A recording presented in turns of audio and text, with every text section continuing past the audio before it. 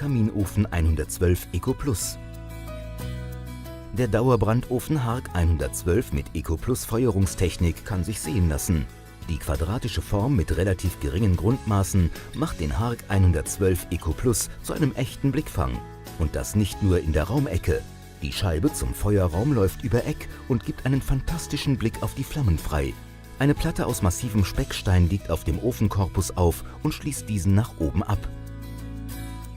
Der Feuerraum ist mit einer Spezialkeramik verkleidet. Beim 112 Eco Plus brauchen Sie auf Komfort aus dem Hause Hark nicht zu verzichten. Die 3-in-1-Regelung sorgt für ein Höchstmaß an Sicherheit. 3 in 1, das heißt, dass nur ein Regler nötig ist zur Einhaltung der gewünschten Betriebsphase.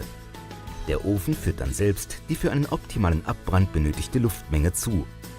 Unten im Feuerraum befinden sich Gussmulde und Rüttelrost, oben bildet ein Feinstaubfilter den Abschluss.